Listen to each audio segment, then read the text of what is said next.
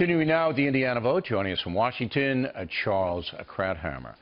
Okay, so you heard the exit polling, and obviously Republican Party is divided. Obviously, there are people, Republicans, who will not vote for Donald Trump no matter what.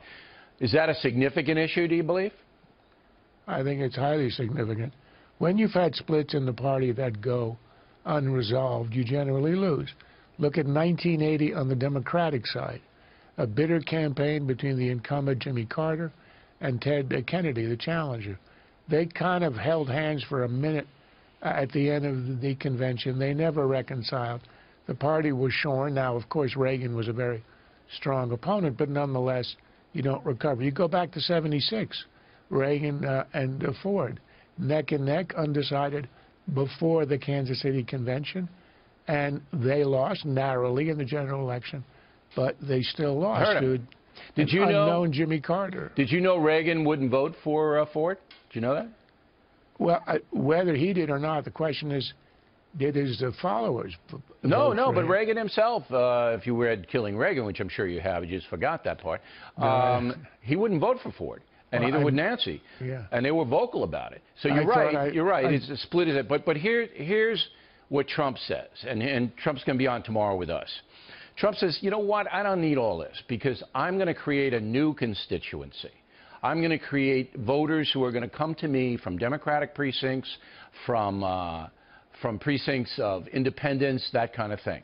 That's what he believes. And so he's not going to pander. He's going to be himself and try to get this whole new cabal in to vote for him.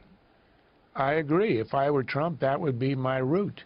Your route to winning the presidency is to flip a few of the traditionally blue states, particularly in the Rust Belt, industrial states that have suffered, with whom Trump has had some affinity in running in the primary system. Yep.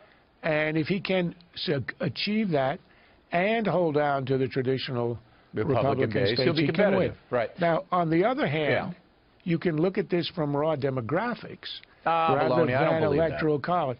Look, if you've got a 3-to-1 disadvantage among women, which he now has. Yeah, but if he can persuade up against Hillary one-on-one, and he's got, you know, what, 6 months to do it, that's all going to go away. It's just a matter of how effective he's going to be at one-on-one.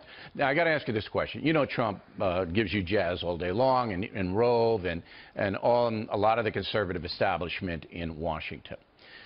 Are you guys really angry that, because there's a Wall Street Journal column today by Bret Stephens, he's really teed off that Trump's going to get it. He's really angry. Are you angry? Are your guys angry down there? Well, I don't have guys. I have myself and my conscience. Well, your colleagues, your cocktail party folks. What I don't, well, you may not know this. If you've read my own book, you'd know that I don't go to cocktail parties. But then again, I don't expect you to have read it. Look, the problem is this, and it's a very unusual one historically. What we are just witnessing happening tonight is one of the major American parties changing its political ideology radically.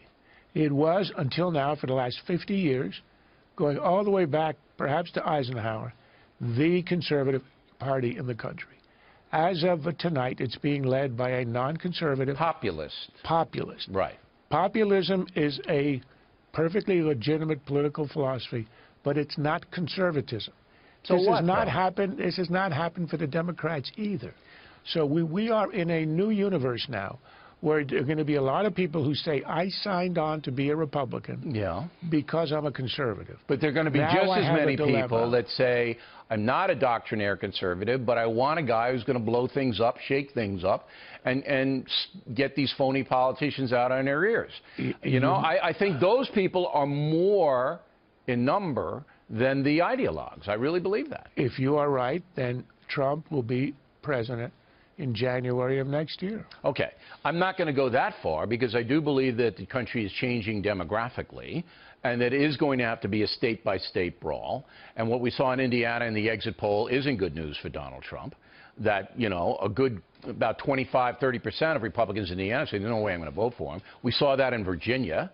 all right, where he didn't do well at all, Trump. And these are states he desperately needs. But you didn't answer my question, and you were very clever about doing it. The conservative establishment in Washington. Angry? Yeah. Yeah. Are they angry that Trump has got it?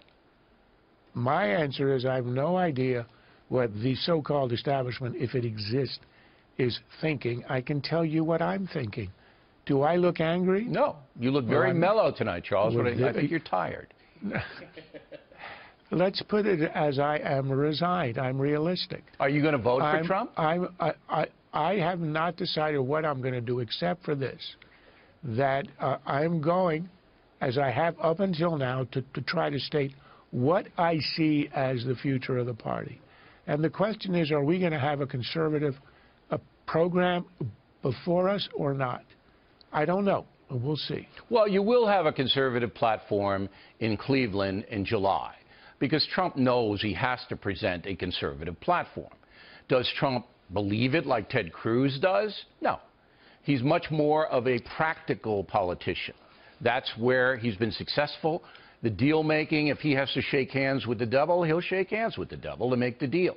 He's not going to do what Ted Cruz would have done had Cruz secured the nomination, which he will not.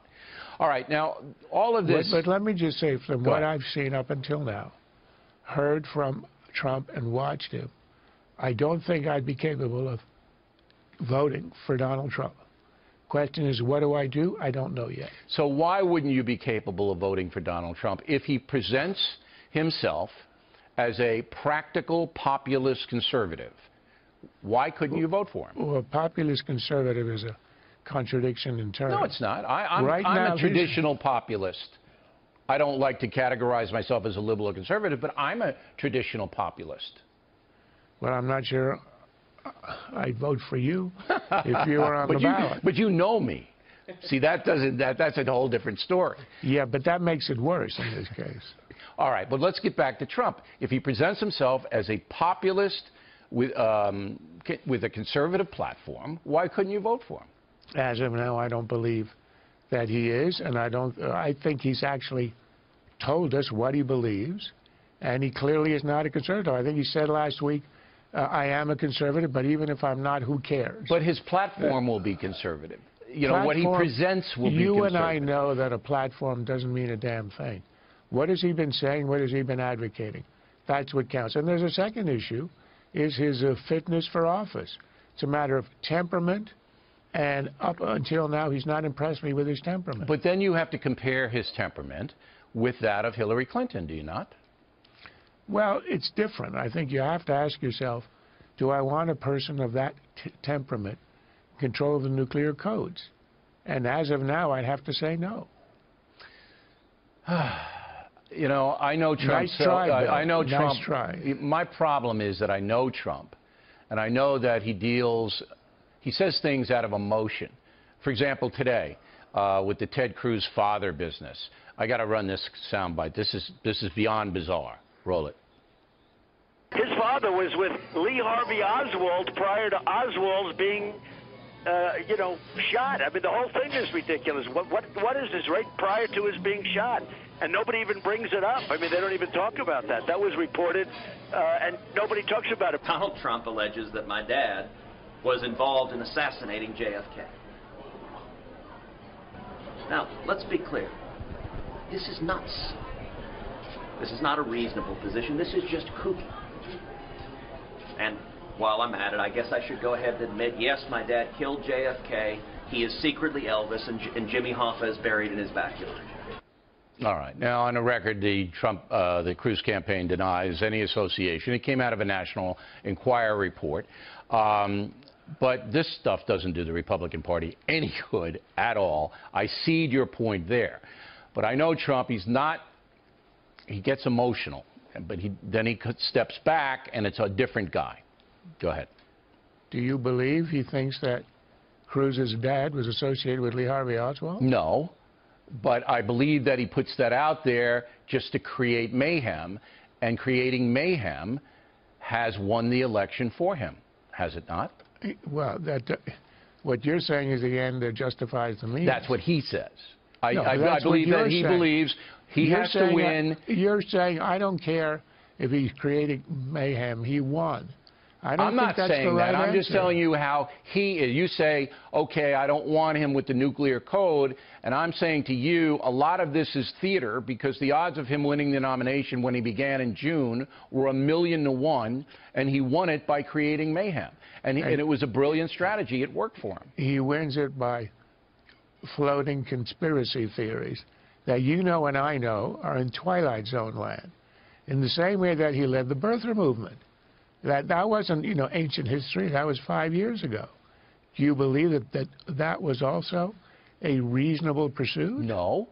It got him attention, and it got him the goodwill of people who don't like President Obama. But doesn't that tell you something? It tells me that he wants to win, and his playbook is much different than a traditional playbook.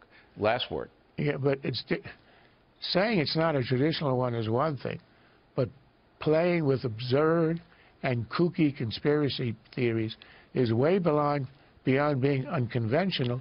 It is disturbing. And that's why you got to ask yourself, do you want somebody who does that in control of the nuclear codes? All right, Charles. Very good discussion. We appreciate it.